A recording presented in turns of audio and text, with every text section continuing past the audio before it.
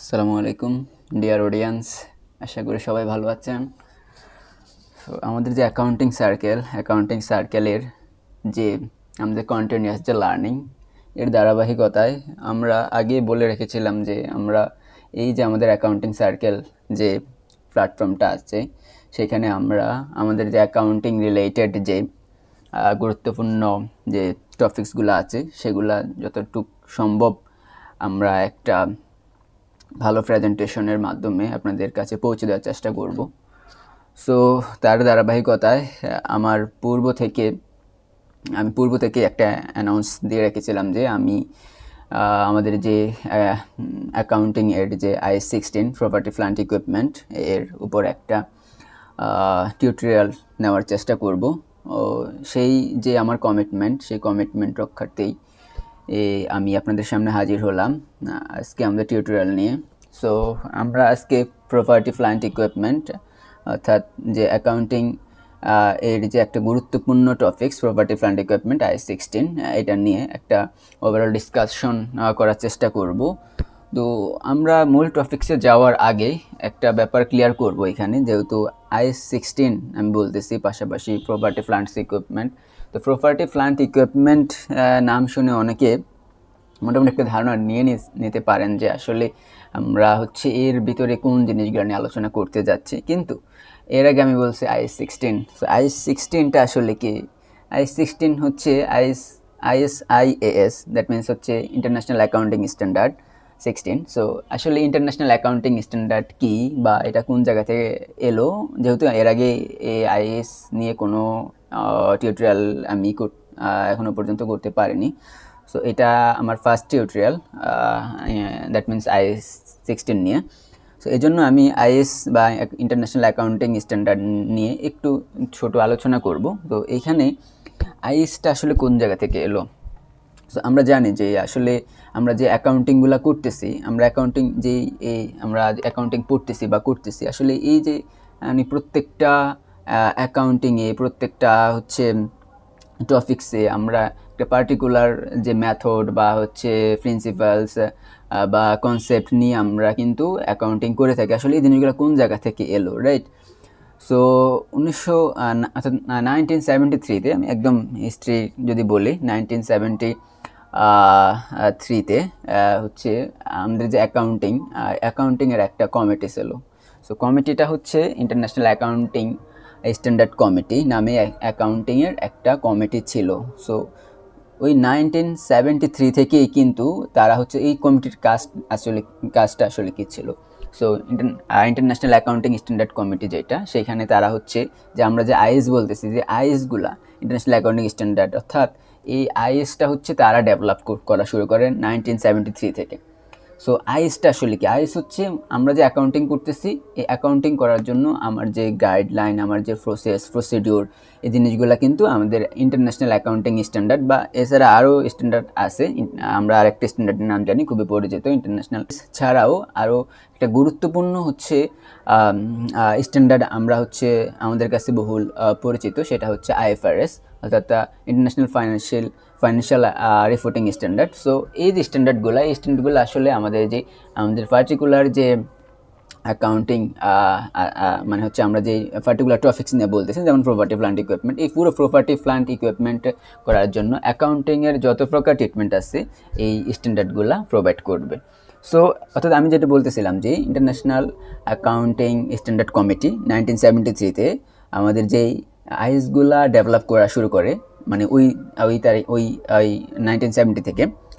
তার পরবর্তীতে তারা 2021 পর্যন্ত, মানে 2001 সাল পর্যন্ত তারা আইএসগুলো ডেভেলপ করে। এরকম টোটাল 41, মেবি 41টা আইএস তারা ওভারঅল এতগুলো আইএস ডেভেলপ করার পর 2001 সালে এই যে আমরা যে বলতেছিলাম এর আগে 1973-তে ইন্টারন্যাশনাল অ্যাকাউন্টিং কমিটি, এই ইন্টারন্যাশনাল অ্যাকাউন্টিং কমিটিটা নাম চেঞ্জ করে সেটাকে ইন্টারন্যাশনাল অ্যাকাউন্টিং বোর্ডে কনভার্ট করা হয়।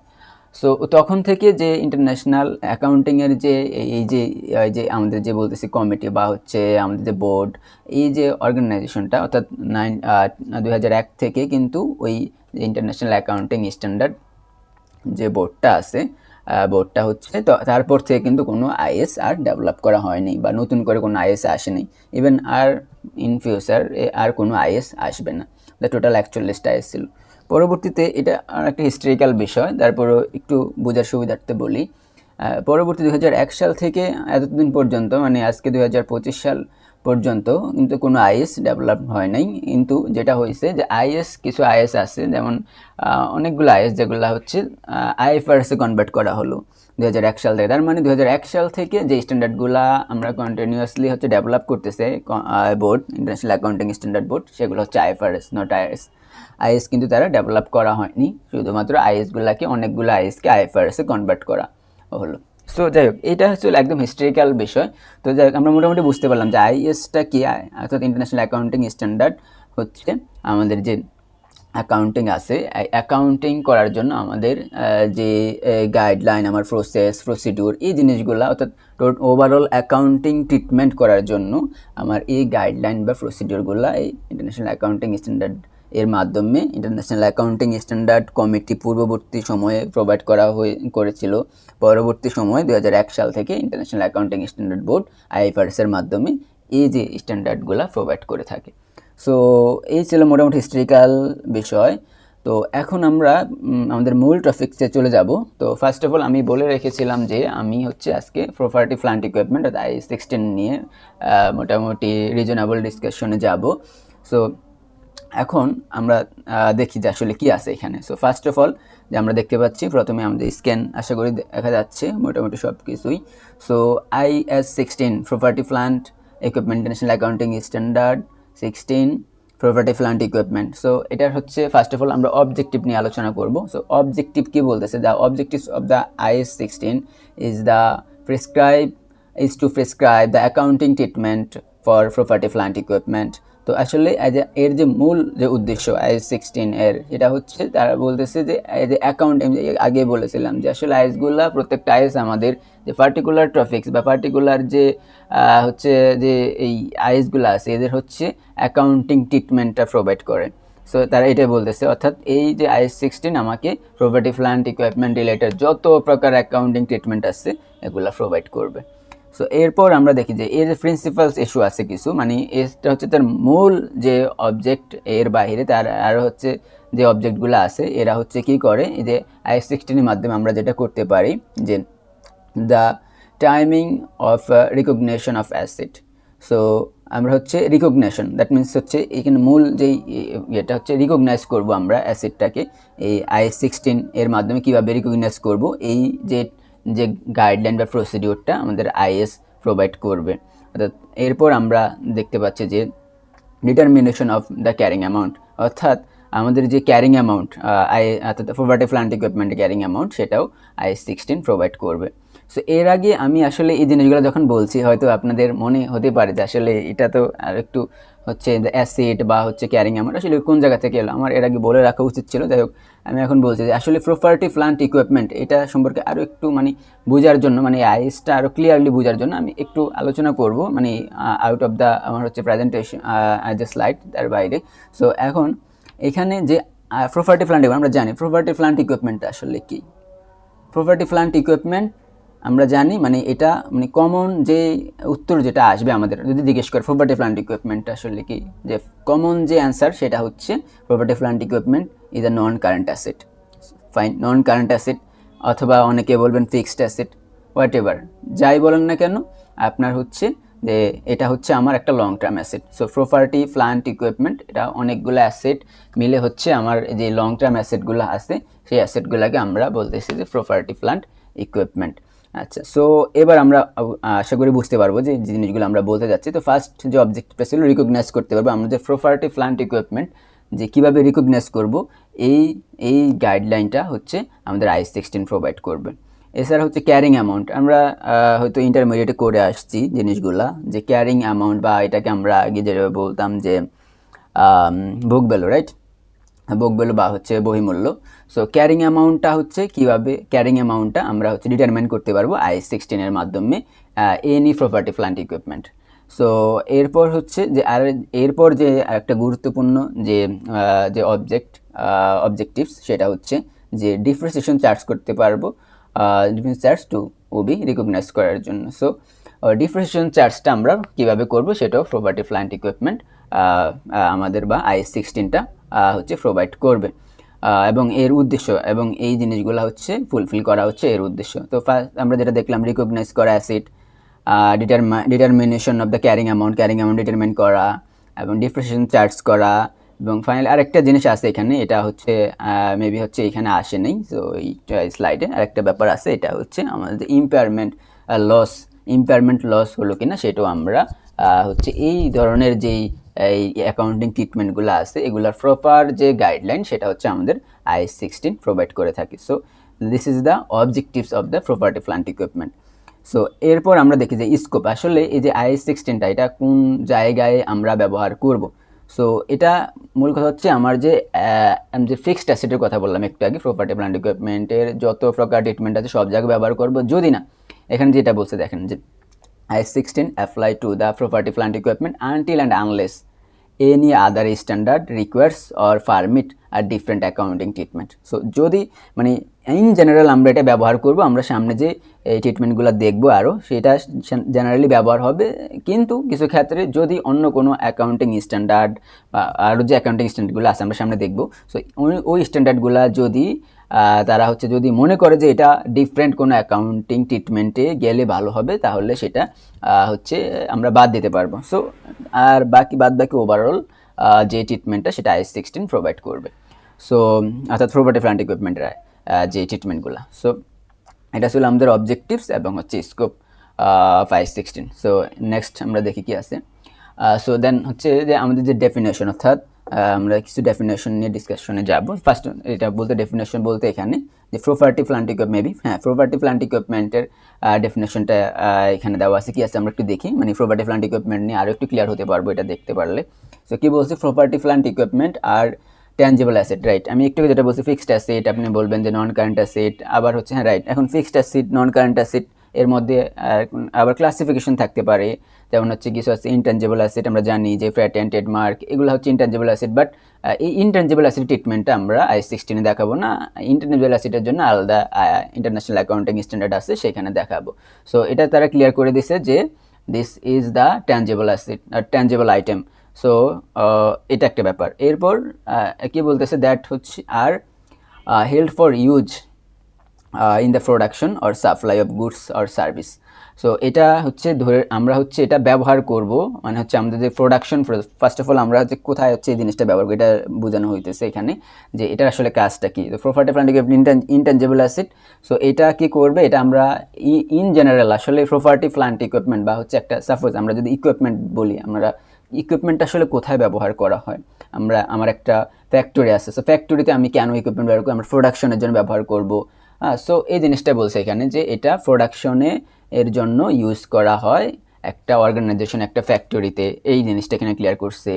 দেন হচ্ছে যারা বলছে ফর রেন্টাল অফ অ্যাসেট, অর্থাৎ রেন্টাল টু আদার, সো এটা রেন্টাল পারপাসে ব্যবহার করা যেতে পারে, অর্থাৎ অনেকেই অর্থাৎ তার যেই ইকুইপমেন্ট বা হচ্ছে তার যে প্রপার্টি, তার যে প্ল্যান্ট, এটা কি করতে পারে, সে হচ্ছে অন্যকে হচ্ছে ভাড়া হিসাবে এটা হচ্ছে দিতে পারে। সো এটা একটা হচ্ছে এর ইউজ হইতে পারে। এছাড়া হচ্ছে আর কি জন্য এটা ব্যবহার করা হয়, এটা বলতেছে যে দ্য অ্যাডমিনিস্ট্রেটিভ পারপোজ। সো আরেকটা গুরুত্বপূর্ণ ব্যাপার হচ্ছে সে হচ্ছে অর্থাৎ প্রপার্টি প্ল্যান্ট ইকুইপমেন্টটা আমরা হচ্ছে অ্যাডমিনিস্ট্রেটিভ পারপোজে হচ্ছে ব্যবহার করব। এছাড়াও অ্যান্ড হচ্ছে কি বলছে, and the expected to be used during the more than one period. So এই জিনিসটা খুব গুরুত্বপূর্ণ এখানে, মানে এটা এইগুলা দেখলে তো আমরা বলবো যে এটা একটা প্রপার্টি প্ল্যান্ট ইকুইপমেন্ট। ফার্স্ট যে তিনটার কথা বলছে এখানে, আমরা প্রোডাকশনের ব্যবহার করব, রেন্টাল পারপাসে দিব, আমরা অ্যাডমিনিস্ট্রেটিভ পারপাসে ইউজ করব। সো এছাড়া আরেকটা গুরুত্বপূর্ণ জিনিস হচ্ছে, আর কি দেখলে আমরা বুঝতে পারবো যে এটা প্রপার্টি প্ল্যান্ট ইকুইপমেন্ট, এখানে বলতেছে যদি এই যে আমরা যেই প্রপার্টি প্ল্যান্ট বা হচ্ছে যেই আইটেমের কথা বলতেছি এখন প্রপার্টি প্ল্যান্ট ইকুইপমেন্ট, এটা যদি কি করে আমরা হচ্ছে ব্যবহার করতে পারি মোর দেন ওয়ান পিরিয়ড। হ্যাঁ, তো আমরা জানি অ্যাকাউন্টিং পিরিয়ডটা মানে হচ্ছে আমরা জানি যে accounting student, as a accounting student আমরা হচ্ছে জানি যে অ্যাকাউন্টিংয়ে একটা হচ্ছে গুরুত্বপূর্ণ একটা ইস্যু হচ্ছে অ্যাকাউন্টিং পিরিয়ড। সো অ্যাকাউন্টিং পিরিয়ডটা যদি আমরা বুঝি, তো সেই অ্যাকাউন্টিং পিরিয়ডটা হচ্ছে আমরা জানি যে অ্যাকাউন্টিং পিরিয়ডটা কিছু প্রতিষ্ঠানে 1 বছর হয়, 6 মাস হয়, কিছু প্রতিষ্ঠানে 3 মাস হয়। সো যাই হোক না কেন, ওই প্রতিষ্ঠানের যদি ওই যে আমাদের অর্থাৎ রেঞ্জ অনুযায়ী অ্যাকাউন্টিং পিরিয়ডটা আসলে ভ্যারি করে বিভিন্ন অর্গানাইজেশনে। বাট মূল কথা হচ্ছে অ্যাকাউন্টিং যদি আমার এই যে প্রপার্টি প্ল্যান্ট ইকুইপমেন্টটা আমি যদি মোর দেন 1 ইয়ার অথবা সরি এখানে মোর দেন 1 পিরিয়ডের কথা বলছি, অর্থাৎ 1 বছর একটা পিরিয়ডের বা একটা হিসাব কালের চেয়ে বেশি ব্যবহার করতে পারি বা মোর দেন 1 পিরিয়ড এটা বলছে, 1 পিরিয়ডের বেশি হলেই আমরা ধরে নিব স্বাভাবিকভাবে এটা হচ্ছে অ্যাকাউন্টিং হচ্ছে এটা প্রপার্টি প্ল্যান্ট ইকুইপমেন্ট ট্রিটমেন্টে নিচ্ছি আমরা। সো এটা একটা ব্যাপার ছিল, ডেফিনেশনের ব্যাপারটা আশা করি ক্লিয়ার। আশা করি এই ডেফিনেশন দেখার পর পরবর্তীতে আমাদের ডেফিনেশন নিয়ে অর্থাৎ প্রপার্টি প্ল্যান্ট ইকুইপমেন্ট নিয়ে মোটামুটি একটা ক্লিয়ার ধারণা চলে আসছে। দেন আমরা এর পরবর্তী টপিক্স দেখি যেখানে রিকগনিশন। দেন রিকগনিশনটা হচ্ছে কি আমরা দেখি এবার কি বলছে, the cost of an item of property plant equipment shall be recognised as an asset if. এখানে খুব গুরুত্বপূর্ণ একটা ইস্যু বলছে। আমরা তো আমরা একটু যেটা বলতেছিলাম যে এটা tangible asset. So tangible asset is the property plant equipment. যদি প্রপার্টি প্ল্যান্ট ইকুইপমেন্টের ফার্স্ট ক্রাইটেরিয়া এটা বলছে tangible asset. So tangible asset তো ভালো কথা। সো এখন এই ট্যানজিবল অ্যাসেট তো অনেক ট্যানজিবল অ্যাসেট আছে, তো সব কি আমরা প্রপার্টি প্ল্যান্টে রিকগনাইজ করবো বা প্রপার্টি প্ল্যান্টে নিয়ে আসবো? সেটাই বলতেছে এরা যে কোনগুলো আমরা প্রপার্টি প্ল্যান্টে নিয়ে আসবো। সো এখানে দুইটা ক্রাইটেরিয়া আছে, যদি দুইটা ক্রাইটেরিয়া ফুলফিল করে বা মিট করে তখনই আমরা এটাকে বলবো it's is a property plant equipment. So কী কী আছে এখানে আমরা দেখি যে এখানে ফার্স্ট অফ অল যেটা বলছে যে হ্যাঁ, সো এখানে property plant equipment shall be recognise মানে আমাদের রিকগনাইজ করা উচিত অ্যাজ অ্যান অ্যাসেট হিসাবে ইফ অ্যান্ড অনলি ইফ, মানে হচ্ছে এটা জোর দিয়ে বলতেছে এরা যে যদি, এবং যদি কি হয় যে হচ্ছে it is probable that future economic benefit associated with the item will flow to the entity. So এটা মানে বুঝি কিনা আমরা একটু দেখি যে অর্থাৎ বলতেছে যে ধারণা করা হয় মানে হচ্ছে যদি এটা ধারণা মানে হচ্ছে প্রবাবল দ্যাট যে আমরা হচ্ছে একটা সম্ভাব্য যে এটা যে ফিউচার ইকোনমিক বেনিফিটটা আছে সেটা হচ্ছে কি করবে আমাদের অর্গানাইজেশনে হচ্ছে ফ্লো করবে। দ্যাট মিনস আমার একটা প্রপার্টি প্ল্যান্ট ইকুইপমেন্ট আছে সেটা হচ্ছে মানে ইন জেনারেল কি হয় আমার প্রপার্টি প্ল্যান্ট ইকুইপমেন্ট আছে মানে এটার যত প্রকার বেনিফিট আছে সেটা আমার অর্গানাইজেশনই হচ্ছে কালেক্ট করবে, অর্গানাইজেশনই হচ্ছে ভোগ করবে। সো এটা এই কথাই বলছে যে আমি যেটাকে বলতেছি this is the property plant equipment, আমি কি এটা কি রিকগনাইজ করবো কি করবো না, এটা হচ্ছে ফার্স্ট যে ক্রাইটেরিয়া সেটা হচ্ছে এটা আমি তখন রিকগনাইজ করব যদি আমার যে যে ওভারঅল যে ফিউচার ইকোনমিক বেনিফিটটা আছে সেটা যদি আমার যে অর্গানাইজেশন আছে অর্গানাইজেশনে যেই বেনিফিটটা আছে সেটা যদি আমার অর্গানাইজেশনে ফ্লো করে, সো তখনই হচ্ছে ফার্স্ট ক্রাইটেরিয়া ফুলফিল হবে। দেন শুধুমাত্র ফার্স্ট ক্রাইটেরিয়া ফুলফিল হলেই হবে না, দেন সেকেন্ড যে ক্রাইটেরিয়া দুইটাই ফুলফিল করা লাগবে। সো সেকেন্ড ক্রাইটেরিয়া কি বলছে, the cost of the item can be measure reliably. So আরেকটা ব্যাপার হচ্ছে এটা আরেকটা গুরুত্বপূর্ণ ক্রাইটেরিয়া এবং দুইটা গুরুত্বপূর্ণ ক্রাইটেরিয়া। সো সেকেন্ড যে ক্রাইটেরিয়া সেটা বলতেছে যে আমরা যে বলতেছি যে property plant equipment, so property plant ইকুইপমেন্টের যে কস্টটা মানে হচ্ছে যে ওভারঅল যে হচ্ছে পারচেস প্রাইস থেকে শুরু করে তার যে আমরা সামনে দেখবো যে কস্টগুলো আসলে কীভাবে মেজার করি আমরা। সো এর যে ওভারঅল যে কস্ট আছে সেটা যদি আমি রিয়েলেবলি মেজার করতে পারি তখনই হচ্ছে রিয়েলেবলি মেজার মানে হচ্ছে আমরা হচ্ছে একটা অ্যাসেটকে আমরা বলতেছি সাপোজ একটা অ্যাসেটকে বলতেছি 5 লক্ষ টাকা, কিন্তু এটার মার্কেট ভ্যালু এত নাই, মার্কেট ভ্যালু 2 লক্ষ টাকা। তো আমি তো এটাকে রিয়েলেবলি মেজার করতে পারছি না, মানে হচ্ছে আমি বেশি দেখাচ্ছি বা হচ্ছে কম দেখাচ্ছি। সো এটা রিয়েলেবলি মেজার না, মানে হচ্ছে আমি অ্যাকুরেটলি হচ্ছে মেজার করতে পারলেই বা এটার ভ্যালুটা হচ্ছে আমি ডিটারমাইন করতে পারলেই হচ্ছে রিয়েলেবলি তখনই আমি এটাকে হচ্ছে সেকেন্ড ক্রাইটেরিয়াটা ফুলফিল হবে। সো যদি এই দুইটা ক্রাইটেরিয়া যদি ফুলফিল হয় তখনই হচ্ছে আমি কি করব এটাকে রিকগনাইজ করব as property plant equipment. So this is the recognition of property plant equipment. So এরপর আমরা দেখি কি আছে এর পরবর্তী যেটা আছে মেজারমেন্ট অ্যাট রিকগনিশন। সো এটা আরেকটা গুরুত্বপূর্ণ ইস্যু, মানে এখানে আমরা হচ্ছে যে প্রেজেন্টেশনটা এখানে হচ্ছে এখানে যে স্লাইডগুলো দেখানো হচ্ছে বা পরবর্তী যেটা আমরা দেখব মানে এখানে মানে হচ্ছে আইএস যখন আমরা পড়তে যাব আইএস পড়তে গেলে দেখবো যে আমাদের অনেক কিছু মানে মূল যে আইএসটা মানে এখানে আমরা যেটা বলতেছিলাম যে ইন্টারন্যাশনাল অ্যাকাউন্টিং স্ট্যান্ডার্ড কমিটি থেকে যে আইএসটা প্রোভাইড করা হলো মানে হচ্ছে ওভারঅল পুরো ওয়ার্ল্ডের যে অর্গানাইজেশনগুলো বা অ্যাকাউন্টিং ট্রিটমেন্ট করার জন্য সে আইএস এর যে মূল আইএসটা সেখানে দেখবে আমরা বিভিন্ন প্যারাগ্রাফে অনেকগুলো প্যারাগ্রাফে একটা অনেক বড় দেখা যাচ্ছে 40-50 পৃষ্ঠার একটা আইএস। বাট আমরা এখানে যে প্রেজেন্টেশনটা হচ্ছে নিয়ে আসছি সেটা হচ্ছে মানে একদম সামারি করে, একেবারে সামারি করে। সো প্রত্যেকটা হচ্ছে যে টপিকস বা প্রত্যেকটা ইস্যু এখানে কিন্তু গুরুত্বপূর্ণ, আমরা যদি বোঝার চেষ্টা করি একটু। সো এখানে measurement at recognition, so measurement at recognition পার্টে হচ্ছে আমরা কি করব, যে আমরা হচ্ছে রিকগনাইজ তো করবো, রাইট? সো রিকগনাইজটা মানে হচ্ছে কীভাবে করবো সেটা বলতেছে যে যদি এটা ফুলফিল করে রিকগনাইজ করবো, সো কীভাবে করবো, দেন an item of property plant equipment that qualifies for recognition as an asset shall be measured at its cost. এটা খুব গুরুত্বপূর্ণ একটা বিষয়, মানে লাস্ট যে ওয়ার্ডটা দেখেন আপনি, কস্ট। সো আমরা অবশ্যই মেজার করব এনি প্রপার্টি প্লান্ট ইকুইপমেন্ট যদি আমার হচ্ছে এই দুইটা ক্রাইটেরিয়া ফুলফিল করে, there are not any doubt that it is the property plant equipment. So যদি প্রপার্টি প্লান্ট ইকুইপমেন্ট হয় তাহলে অবশ্যই আমরা যে মেজারটা করব, মানে আমরা যে টাকাটা দেখাবো, আমরা যে প্রাইসটা দেখাবো, এটা অবশ্যই কস্ট প্রাইস। কস্ট প্রাইস বলতে আমরা যে কস্ট প্রাইসটার কথা বলতেছি, আমরা জানি যে অ্যাকাউন্টিং হিস্ট্রিক্যাল কস্ট নামে একটা কস্ট আছে। সো এই টার্মটা হিস্ট্রিক্যাল কস্ট, হিস্ট্রিক্যাল কস্ট আসলে কি? হিস্ট্রিক্যাল কস্ট হচ্ছে আমি যেই মূল্যে, মানে হচ্ছে যে পার্টিকুলার যে একটা ডেটে হচ্ছে আমি যে প্রপার্টি প্লান্ট ইকুইপমেন্টটা কিনলাম, ওই পার্টিকুলার ডেটের যে প্রাইসটা, সেটাই হচ্ছে হিস্ট্রিক্যাল কস্ট। সো এখানে cost means historical cost. So আমরা any property plant equipment should be recognise as historical cost. So historical আমরা হচ্ছে যে কোনো, মূল কথা হচ্ছে যে কোনো প্রপার্টি প্লান্ট ইকুইপমেন্টে আমি এই যে কস্টে মেজার করা লাগবে, এটা হচ্ছে মূল। এবং এখানে আরেকটা জিনিস আমার মনে হয় এরা উইথড্র করে নিছে এখান থেকে। সো এটা এইভাবে হলে ভালো হতো যে এখানে মেজারমেন্টটা আসলে ইনিশিয়াল মেজারমেন্ট। সো এখানে আমরা যেই মেজারমেন্ট কস্টের কথা বললাম, এই কস্টটা হচ্ছে যে রিকগনাইজ করবো বলছি কস্টে। সো এই যে মেজারমেন্টটা, এটা হচ্ছে আমার রিকগনিশনটা, এটা হচ্ছে ইনিশিয়াল রিকগনিশন। সো আশা করি ক্লিয়ার। সো ইনিশিয়াল রিকগনিশনে আমরা যে কোনো প্রপার্টি প্লান্ট ইকুইপমেন্টই কস্টে মেজার করবো। সো দেন আমরা দেখি কি আছে।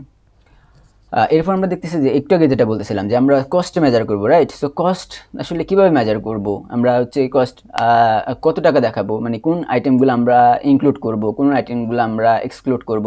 সো এই জিনিসটা হচ্ছে আমরা এখানে যে হেডিংটা দিয়ে রাখছে এখানে, element of cost. So element of cost যদি আমরা ডিসকাশনে যাই, ফার্স্ট অফ অল এখানে আমার যে জিনিসটা মানে কস্ট আমার হচ্ছে মেজার করার জন্য, কস্ট ফাইন্ডিং করার জন্য, ডিটারমাইন করার জন্য আমার ফার্স্ট অফ অল যেটা করতে হবে, যে পারচেজ প্রাইসটা আছে এখানে, ফার্স্ট অফ অল যে পারচেজ প্রাইস। তো পারচেজ প্রাইসটা যেটা আমরা হচ্ছে ক্রয় মূল্য আর কি, মেবি না ক্রয় মূল্য। সো ক্রয় মূল্যটা আমার হচ্ছে যেটা করতে হবে, ক্রয় মূল্যটা ক্যালকুলেশন করে নিতে হবে। এখন ক্রয় মূল্য আমরা জানি যে একটা হচ্ছে পারচেজ প্রাইস, একটা হচ্ছে নিট পারচেজ প্রাইস। সো এখানে অ্যাকচুয়ালি আমার হচ্ছে ওভারঅল যে ট্রিটমেন্ট এখানে পুরো, এখানে যে পারচেজ প্রাইস থেকে শুরু করে input duties, non refundable tax, এছাড়া হচ্ছে ট্রেড ডিসকাউন্ট এবং এই যে ওভারঅল ট্রিটমেন্টটা, এটা যদি আমরা ফুলফিল করি তখন আমরা নিট পারচেজ প্রাইস পাবো। সো নিট পারচেজ প্রাইস পাওয়ার জন্য আমার কী করতে হবে, যে পারচেজ প্রাইসের সাথে প্লাস হচ্ছে যেটা করতে হবে, আমার যদি ইনপুট ডিউটিস থাকে সেটা যোগ করতে হবে, নন রিফান্ডেবল ট্যাক্স থাকলে সেটা যোগ করতে হবে। এছাড়া হচ্ছে কিছু জিনিস হচ্ছে এখান থেকে এক্সক্লুড করা লাগবে, ডিডাক্ট করতে হবে। ডিডাক্ট কোন জিনিসগুলো করব, যে ট্রেড ডিসকাউন্ট যদি থাকে সেটা ডিডাক্ট করতে হবে পারচেজ প্রাইস থেকে, রিবেট থাকলে সেটা হচ্ছে পারচেজ প্রাইস থেকে আমরা ডিডাক্ট করতে হবে। সো এছাড়া হচ্ছে আমার হচ্ছে এইটা হলো একটা। এছাড়া আরও হচ্ছে যে জিনিসগুলো কস্টে আমরা ইনক্লুড করব সেটা হচ্ছে directly অ্যাট্রিবিউটেবল cost. So directly অ্যাট্রিবিউটেবল cost আরেকটা পার্ট। সো এইটা আসলে কি আমরা একটু বলি। হ্যাঁ, ডিরেক্টলি অ্যাট্রিবিউটেবল কস্ট হচ্ছে আমি একটা প্রপার্টি প্লান্ট ইকুইপমেন্ট, সাপোজ একটা ইকুইপমেন্ট আমি কিনলাম, কিনে এনে যেখান থেকে আমি কিনলাম সেটা আমার প্রতিষ্ঠানে আনা পর্যন্ত যত প্রকার খরচ আছে অ্যাট্রিবিউট করার জন্য, প্রতিষ্ঠানে আনার জন্য যত প্রকার কস্ট আছে, মানে ডিরেক্ট যেটা হচ্ছে অবশ্যই হচ্ছে প্রপার্টি প্লান্ট ইকুইপমেন্ট রিলেটেড যে কস্টগুলো আছে, মানে ওইটা প্রতিষ্ঠানে আনার জন্য পুরো যত কস্ট আছে সেগুলোকে আমরা বলতেছি ডিরেক্টলি অ্যাট্রিবিউটেবল কস্ট। সো এই ডিরেক্টলি অ্যাট্রিবিউটেবল কস্টটাও আমার হচ্ছে কস্ট ক্যালকুলেশনে এটাও হচ্ছে কনসিডার করতে হবে। সো এরপর হচ্ছে যে ইনিশিয়ালি, এরপর যে লাস্টে যে পার্টটা এখানে বলতেছে, initial estimate of the cost of dismantling and removing the item and restoring the site in which its location. দেখো কী বলছে এখানে যে ইনিশিয়াল যেটা আমরা হচ্ছে estimate of the cost of dismantling. So dismantling মানে এগুলো আমরা বুঝতে পারতেছি যে কী বলতেছে যে ইনিশিয়াল হচ্ছে আমার যে কস্ট আছে ডিসমেন্টালিং কস্টটা, এবং হচ্ছে দুটো গুরুত্বপূর্ণ বিষয় রিমুভিং কস্ট। সো ডিসমেন্টাল এবং রিমুভিং কস্টটাকে সেটা আমরা একটু বুঝি, বা এগুলো আমরা পরবর্তী বুঝতে পারবো ইজিলি। সো ডিসমেন্টালিং কস্ট হচ্ছে সাপোজ আপনি একটা হচ্ছে কি হতে পারে যে একটা ফ্যাক্টরি করতে যাচ্ছেন, একটা ল্যান্ডের উপর একটা ফ্যাক্টরি করবেন। সো ওই ফ্যাক্টরিটা যখন আপনি করতেছেন এবং সেইটা ফ্যাক্টরিটা আপনি ধরে নিচ্ছেন যে এটা 50 বছর আপনি রান করবেন, যদিও অ্যাকাউন্টিংয়ে হচ্ছে এইরকম ধরে নেওয়ার কিছু নেই, তারপর আমরা বোঝার সুবিধাতে বলতেছি। তো 50 বছর যদি আপনি এটা বিজনেসটা রান করেন, এখানে পরবর্তী সময়ে আপনি চিন্তা করলেন যে এটা আসলে 50 বছর পর আমি এই ফ্যাক্টরিটা হচ্ছে সরিয়ে ফেলবো। সো এই যে সরিয়ে ফেলার জন্য কিন্তু আপনার যে ফ্যাক্টরি এর যে বিল্ডিং, আপনি যে মেশিনারি বা হচ্ছে আপনি যেই জিনিসগুলো এখানে ইয়ে করতেছেন মানে হচ্ছে এস্টাবলিশ করতেছেন, এই জিনিসগুলো সরানোর জন্য কিন্তু আপনার একটা কস্ট হবে। মানে এটা ক্লিন করার জন্য বা হচ্ছে ওই ল্যান্ডটা থেকে এনি হচ্ছে যে কোনো হচ্ছে আপনার কি বলা যায় যে হচ্ছে যে এই দালান কোঠা বলেন, যে ইনস্টল আপনার যে ইকুইপমেন্ট বা হচ্ছে যে সরঞ্জামিতি বলেন, এগুলো রিমুভ করার জন্য কিন্তু একটা কস্ট আছে, বা আপনার ক্লিন করার জন্য। সো এই যে ক্লিন করার যে কস্টটা মানে হচ্ছে কোনো একটা জিনিস আপনি একটা এইখানে বিল্ড করলেন, পরবর্তী সময় একটা সময় মনে হলো এটা হচ্ছে আপনি সরিয়ে ফেলবেন, এই যে সরিয়ে ফেলার যে কস্টটা এটাই this is called dismantling cost. So dismantling cost আশা করি ক্লিয়ার। অ্যান্ড রিমুভিং কস্ট এটা কি, এটা হচ্ছে সাপোজ আপনি ওই যে বললাম একটু ল্যান্ডটা আপনি হচ্ছে নিলেন বা কিনলেন, ল্যান্ড হচ্ছে আপনি একটা ফ্যাক্টরি করবেন, বাট ওইখানে আগে থেকে আরেকটা ফ্যাক্টরি করা আছে। সো এই যে আগের যে ফ্যাক্টরিটা আছে সেটা তো আপনার সরিয়ে ফেলতে হবে, রাইট? সো এই যে সরিয়ে ফেলার যে কস্টটা এটাও কিন্তু আপনার যে প্রপার্টি প্ল্যান্ট ইকুইপমেন্টের মধ্যেই রিকগনাইজ করতে হবে। সো এই জিনিসটাই এখানে বলতেছে an item and restoring the site which is the local, মানে হচ্ছে যেইখানে আপনি এই যে ট্রিটমেন্টটা করবেন বা প্রপার্টি প্ল্যান্ট ইকুইপমেন্টটা আপনি বা হচ্ছে ফ্যাক্টরিটা আপনি করবেন বা ল্যান্ড যেভাবে বলেন না কেন, ওই যে পার্টিকুলার জায়গার মধ্যে এই ধরনের কস্টগুলা আপনার ইনকার্ড হতে পারে। সো এইটা একটা ব্যাপার। সো এই সবগুলার যোগফলে আমি বলতেছি যে কস্ট। সো এর একটা আমরা সামনে হয়তো একটা প্র্যাকটিক্যাল এক্সাম্পল আমরা দেখব। তো এরপর আমরা দেখি যে cost that are not cost of property plant equipment. So cost but হচ্ছে এটা আমরা প্রপার্টি প্ল্যান্ট ইকুইপমেন্টের কস্ট বলছি না। সো এই ধরনের কিছু কস্ট আছে যেগুলো মূল কথা হচ্ছে এখানে যে নিচের যে কস্টগুলোর কথা বলতেছি এগুলা আমরা প্রপার্টি প্ল্যান্ট ইকুইপমেন্টের কস্ট হিসাবে ট্রিট করব না। সো কী কী? Cost of opening new facilities. So এই ধরনের যদি কস্ট, নিউ ফ্যাসিলিটিস হচ্ছে এর জন্য যদি কোনো কস্ট, সেটা আমরা হচ্ছে রিকগনাইজ করবো না as a property plant equipment.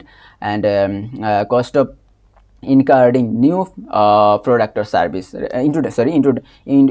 introducing new product and service. So আমার হচ্ছে এটা one kind of advertising cost. So এটা আমরা হচ্ছে প্রপার্টি প্ল্যান্ট ইকুইপমেন্টে রিকগনাইজ করবো না। আর হচ্ছে cost of conducted business at new locations or with a new class of the customer. So এই ধরনের কস্ট এগুলাতে আমরা এগুলা হচ্ছে প্রপার্টি প্ল্যান্টের কস্টে রিকগনাইজ করবো না। Administrative and other general overhead cost incurred in using redeveloping an item. So এই ধরনের কস্টগুলো আমরা প্রপার্টি প্ল্যান্টের ইকুইপমেন্টের কস্টে রিকগনাইজ করবো না। And amount related sardine incidental operation. So এই জিনিসগুলো এই যে টোটাল ওভারঅল যে কস্টগুলোর কথা আমরা বলতেছি এখানে, এই জিনিসগুলো আমরা যে এই যে প্রপার্টি প্ল্যান্ট ইকুইপমেন্টের যে কস্ট আছে, কস্টে আমরা কস্ট যখন ক্যালকুলেশন করব, কস্ট ক্যালকুলেশন করার সময় নিচের যে কস্টগুলোর কথা এখন বললাম আমরা, এগুলো আমরা কনসিডার করব না। সো এরপর আমরা দেখি কি আছে।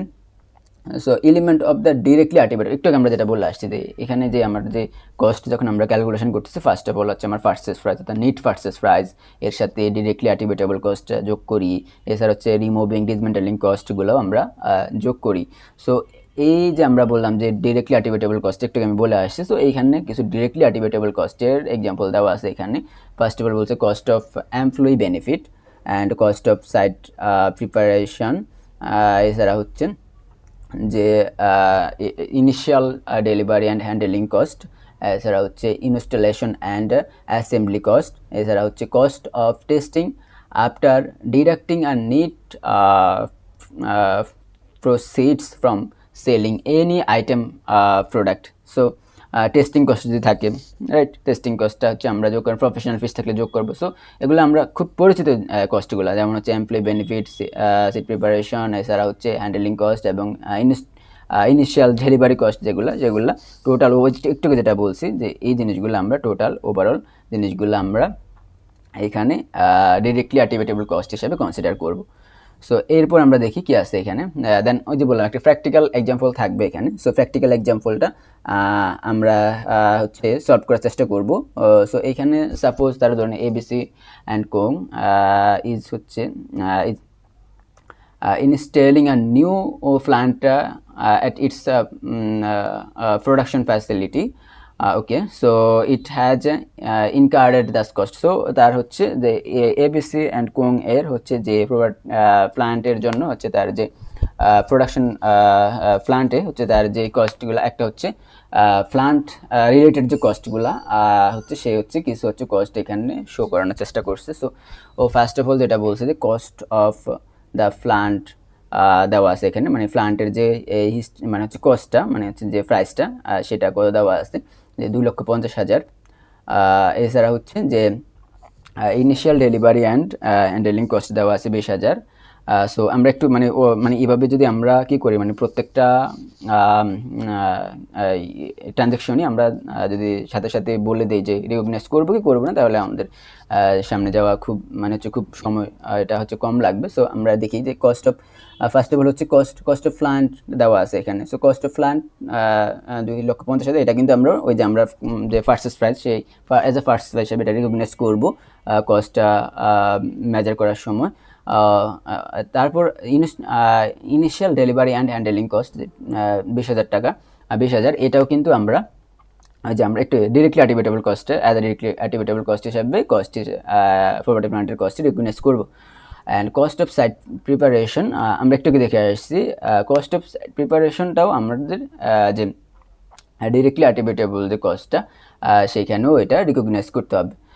এছাড়া হচ্ছে কনসুলেটস use to advice on the acquisition 70,000। হ্যাঁ, সো এই যে হচ্ছে ইউজ টু অ্যাডভাইস, কনসালটেন্ট যাকে আনা হয়েছে অর্থাৎ অ্যাডভাইস করার জন্য, যা হচ্ছে আমার হচ্ছে যে অনেক সময় আমরা প্রতিষ্ঠানে যে কনসালটেন্ট হচ্ছে একটা প্রপার্টি প্ল্যান্ট ইকুইপমেন্ট কীভাবে করলে ভালো হবে, বা হচ্ছে এটা ট্রিটমেন্টটা কী হবে, বা হচ্ছে এর যে টেস্টিংয়ের যে ব্যাপারটা এটার জন্য কনসালটেন্টের দরকার হয়। সো ও তার যে কস্টটা সেটাও আমরা রিকগনাইজ করবো অ্যাজ এ প্রপার্টি প্ল্যান্ট ইকুইপমেন্টের কস্ট হিসাবে।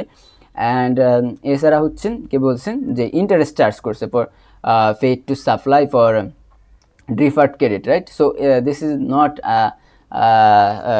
related to the property plant equipment. So এটা কিন্তু property plant equipment এর বাইরের একটা কস্ট। সো আমরা দেখবো সামনে এটা রিকগনাইজ করে কিনা। অ্যান্ড এস্টিমেট ডিসমেন্টালিং কস্ট, এই যে একটু আমরা দেখে বলছি ডিসমেন্টালিং অ্যান্ড রিমুভিং কস্ট, যেটা আমরা দেখে আসছি। সো ডিসমেন্টালিং কস্টটাও আমরা রিকগনাইজ করবো 30,000। এবং হচ্ছে অপারেটিং লস যেটা আছে, operating loss before commercial production. So এইটা কিন্তু ওয়ান কাইন্ড অফ হচ্ছে অ্যাডমিনিস্ট্রেটিভ কস্ট অন্য আন্ডারে যাবে, বাট হচ্ছে প্রপার্টি প্ল্যান্টে যাবে না, এগুলো আমরা দেখি না। সো এই জিনিসটা এটা একটা ট্রিটমেন্ট, এটার হচ্ছে আমরা কীভাবে ক্যাপিটালাইজ করবো as a property plant equipment, সেটা আমরা একটু দেখি তারা কী কী কস্ট নিয়ে হচ্ছে এটা ক্যাপিটালাইজ করছে।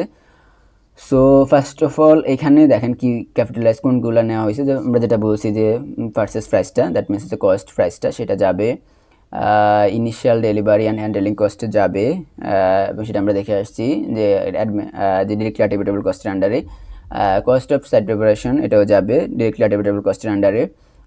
এবং কনসালটেন্ট এর যে ফিসটা আছে বা হচ্ছে অ্যাডভাইস করার জন্য যেই ফিটা সেটাও কিন্তু আমাদের নিতে হবে। এবং হচ্ছে এস্টিমেট ডিসমেন্টালিং কস্ট, একটু যেটা বলছি ডিসমেন্টালিং রিমুভিং কস্টের আন্ডারে হচ্ছে এটাও ও যাবে 30,000। সো টোটাল যে কস্ট আমরা ওই যে এখান থেকে আমরা কোনটা নিচ্ছি, এই 2,50,000 প্লাস 20,000 প্লাস 60,000 এবং হচ্ছে 70 আমরা যেটা নিচ্ছি আমাদের হচ্ছে কনসালটেন্টের ফি হিসাবে, এবং হচ্ছে ডিসমেন্টালিং কস্ট টোটাল হচ্ছে 4,40,000 টাকা আমরা রিকগনাইজ করবো অ্যাজ আ প্রপার্টি প্ল্যান্ট ইকুইপমেন্টের কস্টে।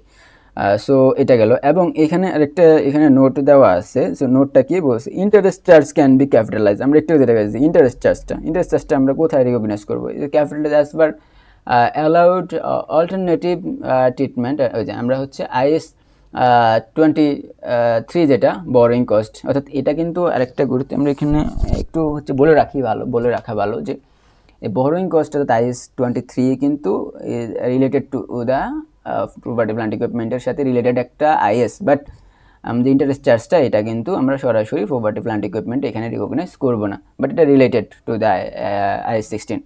সো এরপর আমরা দেখি কি আছে যে এরপর আমাদের যে রিকগনিশন পার্ট কিন্তু শেষ, মানে রিকগনিশন আমি কি রিকগনাইজ করবো কি করবো না ক্রাইটেরিয়া দেখে আসলাম, এবং করলে আমরা কোন কোন কস্টগুলো রিকগনাইজ করবো সেটা আমরা দেখে আসছি উইথ আ প্র্যাকটিক্যাল এক্সাম্পল।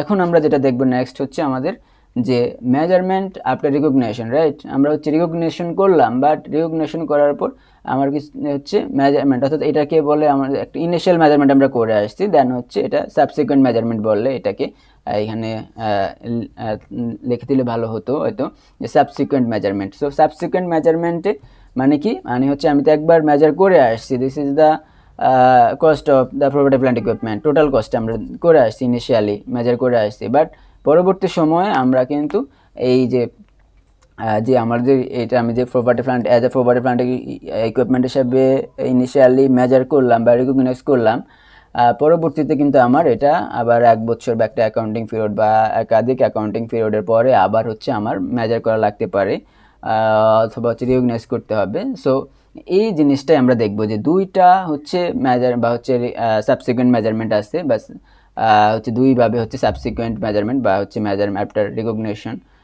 হচ্ছে দুইটা মডেল থাকে প্রপার্টি প্ল্যান্ট ইকুইপমেন্ট, একটা হচ্ছে কস্ট মডেল, একটা হচ্ছে রিভ্যালুয়েশন মডেল। সো দেখি কস্ট মডেল এবং রিভ্যালুয়েশন মডেল এর মধ্যে আমরা বেসিক যে ডিফারেন্সটা সেটা আমরা বলার চেষ্টা করব। মানে কস্ট মডেলটা আমি একটাকে বলে আসছি যে কস্টটা আসলে আমি যখন কস্ট বলতেছি তখন that means historical cost, so ঐতিহাসিক বা যেটাকে বলে বাংলায়। সো দ্যাট মিনস হচ্ছে আমাদের যে পারচেস প্রাইসটা মানে ক্রয় মূল্যটা, যে আমাদের যে অ্যাকোয়ারিং ডেটে যে ক্রয় মূল্যটা বা পারচেস প্রাইসটা, this is the historical cost. So আমি চাইলে হচ্ছে যে আমার যে মেজারমেন্টটা আমি চাইলে হিস্ট্রিক্যাল কস্টের উপর বা কস্টের উপর মেজার করতে পারি সাবসিকুয়েন্টলি, অথবা আমি হচ্ছে কি করতে পারি যে রিভ্যালুয়েশন মডেলেই হচ্ছে মেজার করতে পারি। সো যদি আমরা কস্ট মডেলে আমরা যে সাবসিকুয়েন্ট মেজারমেন্ট বা মেজারমেন্ট আফটার রিকগনিশন করতে চাই, তখন হচ্ছে আমরা কিভাবে করব। সো এটার একটা ফর্মুলা আছে এখানে হচ্ছে দেওয়া থাকলে ভালো হতো। সো ফর্মুলাটা হচ্ছে আমরা যে কস্ট প্রাইসটা আছে, কস্ট প্রাইস থেকে আমার অ্যাকুমুলেটেড ডিপ্রিসিয়েশনটা বাদ দিয়ে এবং হচ্ছে অ্যাকুমুলেটেড ইম্পায়ারমেন্ট লসটা বাদ দিয়ে আমরা হচ্ছে কস্ট মডেলে হচ্ছে যে সাবসিকুয়েন্ট মেজারমেন্টটা মানে পরবর্তী যে মেজারমেন্টটা সেইখানে হচ্ছে এর ওই পার্টিকুলার যে আমার যে প্রপার্টি প্ল্যান্ট বা ইকুইপমেন্ট বা মেশিন বা হচ্ছে প্ল্যান্ট বা হচ্ছে এর হচ্ছে যেই ভ্যালুটা সেটা ডিটারমাইন করি। সো এটা একটা ব্যাপার কস্ট মডেল। সো যদি কস্ট মডেলে আমি মেজার করি বা করে থাকি, কস্ট মডেলে মেজার করলে আমার হচ্ছে যেটা বলতেছে depreciate cost over the useful life.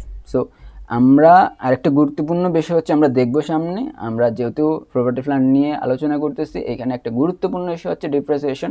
মানে আপনার যদি বলেন এটা প্রপার্টি প্ল্যান্ট ইকুইপমেন্ট হচ্ছে, তাহলে অবশ্যই এটা ডিপ্রিসিয়েশন করতে হবে। সো হচ্ছে ল্যান্ড বাদে এক্সেপশন ল্যান্ড থাকতে পারে, বাট ল্যান্ড বাদে হচ্ছে আমার যে হচ্ছে বাকি যে হচ্ছে যে এই আইটেমগুলো বা হচ্ছে যে প্রপার্টি প্ল্যান্ট ইকুইপমেন্টে রিলেটেড যে এই আইটেমগুলো আছে সেগুলো অবশ্যই আমার ডিপ্রিসিয়েশন করে নিতে হবে। সো এইটা ছিল আমার হচ্ছে কস্ট মডেল। সো কস্ট মডেলে যদি আমি হচ্ছে মেজার করি সাবসিকুয়েন্ট রিকগনিশন মেজারমেন্টে বা মেজারমেন্ট আফটার রিকগনিশন, এরপর যদি আমি আবার অ্যাগেন যদি আমি মেজার করি কস্ট মডেল, অবশ্যই সেখানে আমার ডিপ্রিসিয়েশন হচ্ছে আমরা কি করব যে ভ্যালুটা আসবে মানে কস্ট মডেলে যে ভ্যালুটা আসবে হচ্ছে ইয়ে করার পর মেজার করার পর ওইটার উপর আমার কি করতে হবে যে ডিপ্রিসিয়েশন চার্জ করতে হবে যে বাকি যে রিমেনিং যে ইউজফুল লাইফ আছে সেটার উপর। সো এটা একটা ব্যাপার। এরপর আমরা দেখি revaluation model. So revaluation model নিয়ে বিস্তারিত আলোচনা আমরা করব পরবর্তী স্লাইডে, বাট এখানে আমরা রিভ্যালুয়েশন মডেলটা কি একটা বেসিক ধারণা দেওয়ার চেষ্টা করব।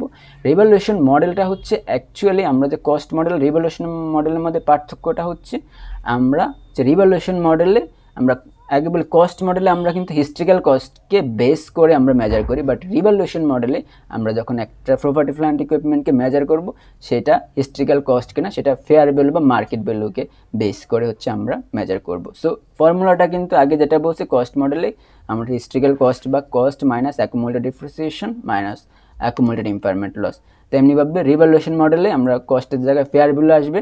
সো ফেয়ার ভ্যালু ও মাইনাস হচ্ছে আমার subsequent accumulated depreciation minus subsequent impairment loss.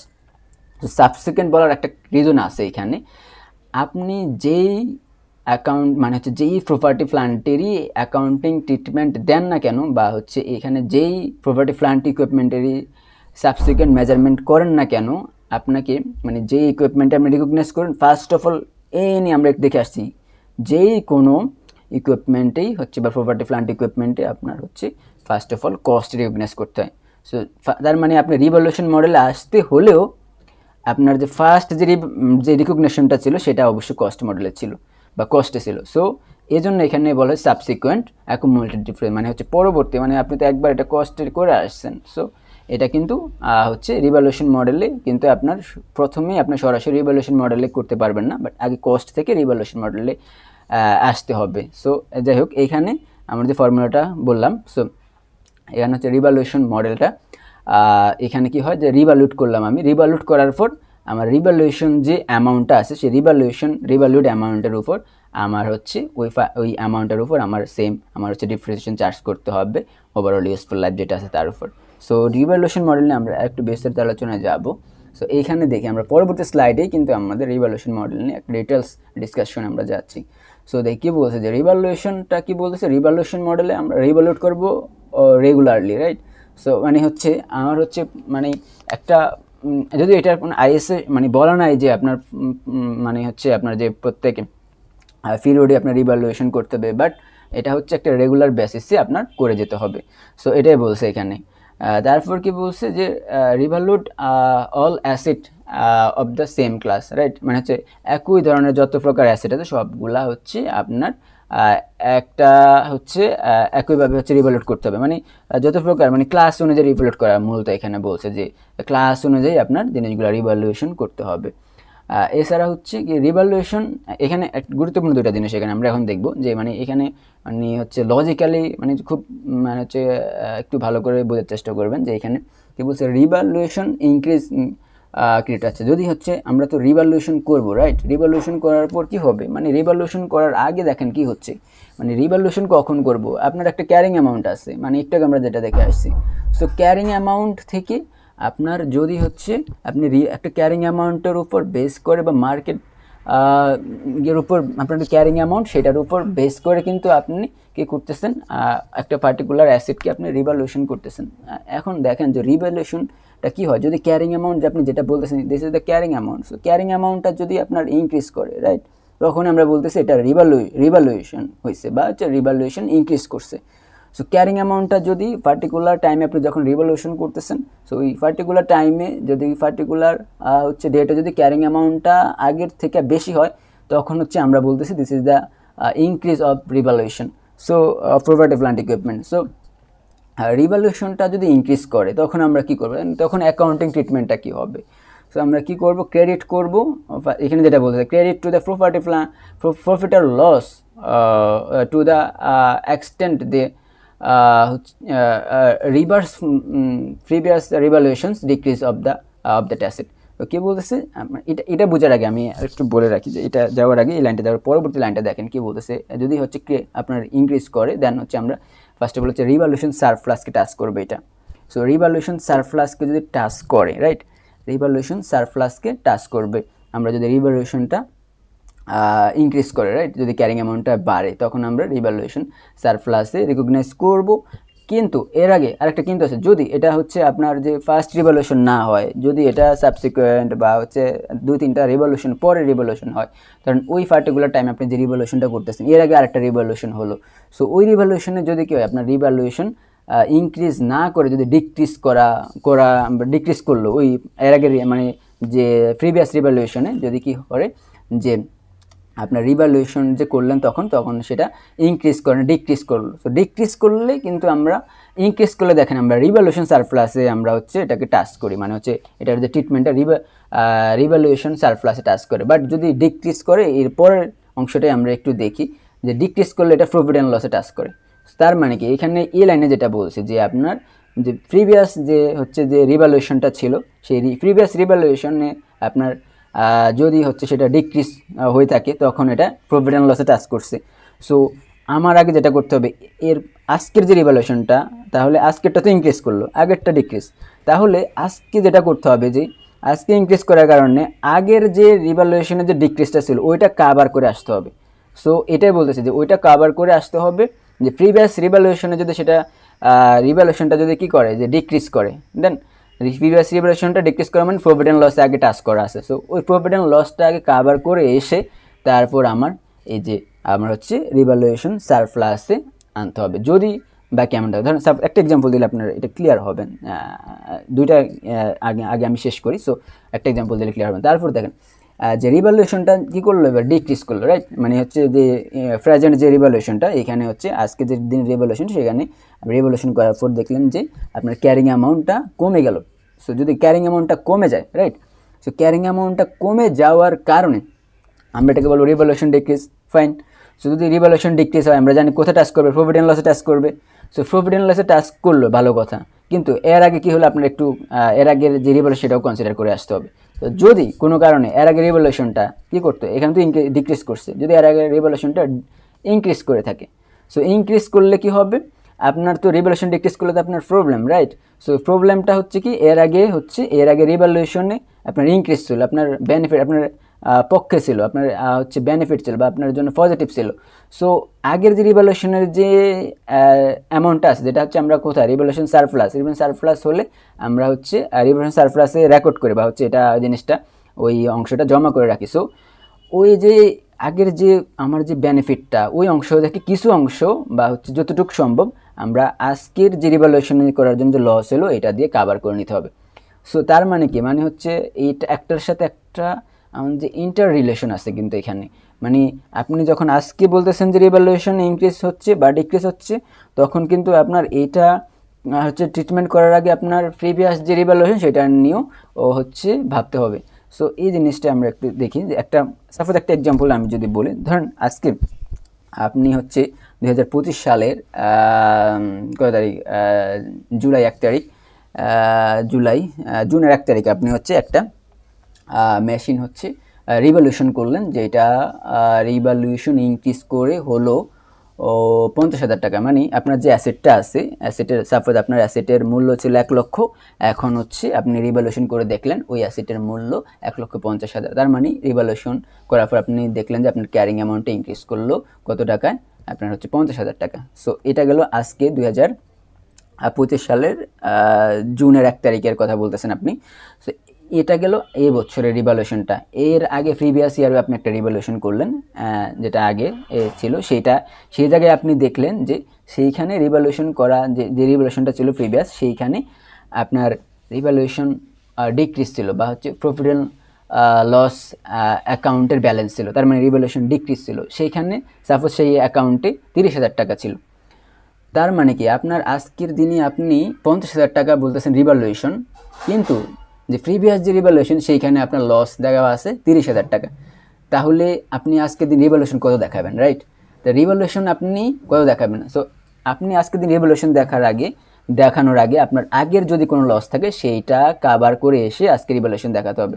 তার মানে আপনার আগের রিভ্যালুয়েশন যে 30,000 সেটা বাদ দিয়ে মানে হচ্ছে ডিডাক্ট করে আজকের দিনে আপনি 20,000 টাকা রিভ্যালুয়েশন দেখাতে পারবেন, ঠিক আছে? সো এই জিনিসটাই একটার সাথে একটা ইন্টার রিলেশন কিন্তু এখানে আপনার আছে কিন্তু। সো এই জিনিসটাই আমরা এখানে রিভ্যালুয়েশন মডেলে প্রেজেন্ট করার চেষ্টা করছি।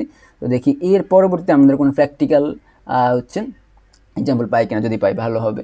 সো দেখেন এখানে একটা প্র্যাকটিক্যাল এক্সাম্পল দেওয়া আছে যে বলতেছে এবিসি এইখানে কি করছে, has an item of plant, তার একটা প্লান্টের আইটেম ছিল, ওইটা ইনিশিয়াল কস্টের দেওয়া আছে এখানে 1 লক্ষ টাকা, এবং হচ্ছে at the date of revaluation accumulated depreciation amount আছে 55,000।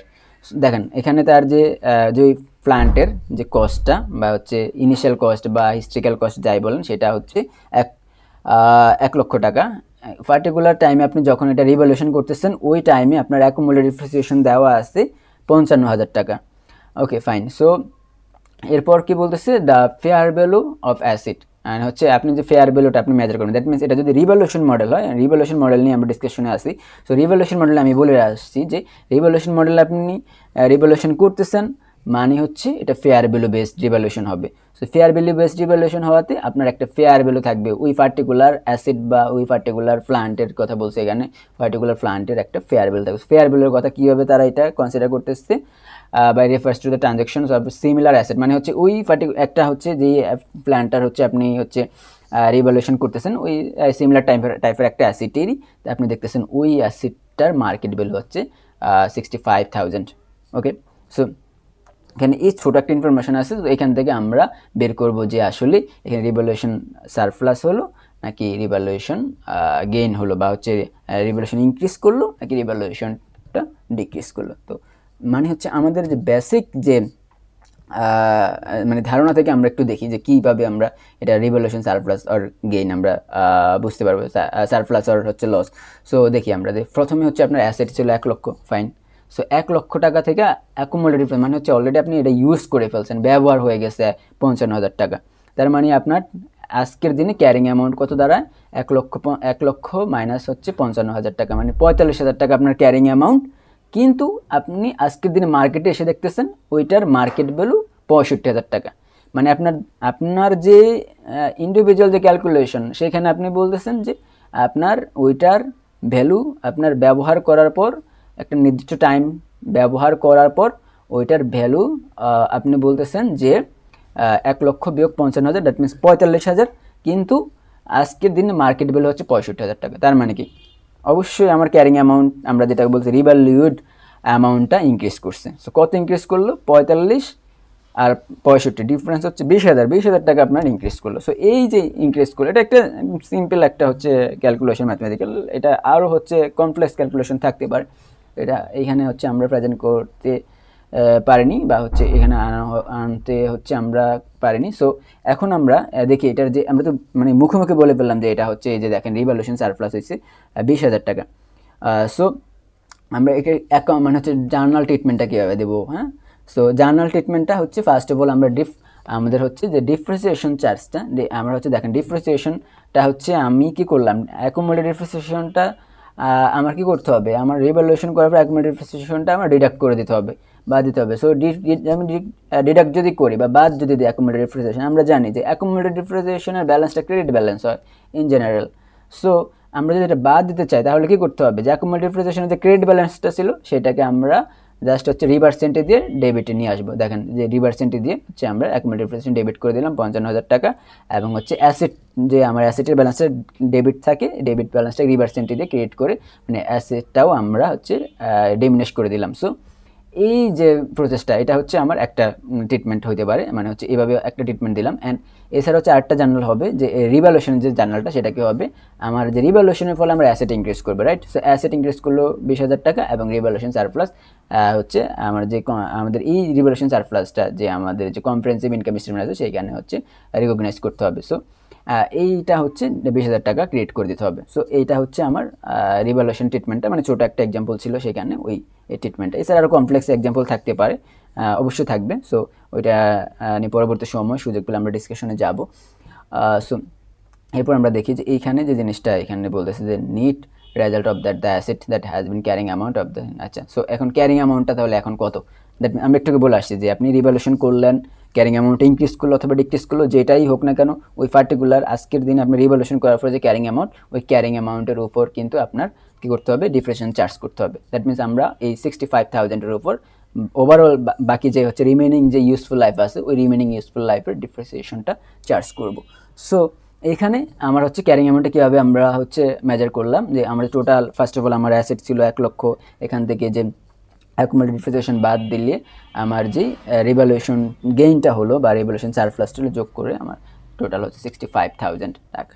আচ্ছা, এরপর আমরা দেখি আরেকটা, ওই যে ট্রিটমেন্টটা, এটা আরেকটা ওয়েতে আপনি হচ্ছে ট্রিট করতে পারেন বা আরেকটা ওয়েতে হচ্ছে এটা প্রেজেন্টেশন করতে পারেন। সো এটা আপনি দেখতে পারেন। বাট এরপর আসেন যে ডিফারেন্সিয়েশন, আমরা আজকে আশা করি যে আমরা পরবর্তী যে টিউটোরিয়ালে আমরা বাকি যে টপিক্সটা আছে সেটা নিয়ে মানে হচ্ছে একটা ওভারঅল ডিসকাশন আজকে যতটুকু আলোচনা করলাম, এবং বাকি যে অংশটা আছে সেটার একটা ডিসকাশনে যাব।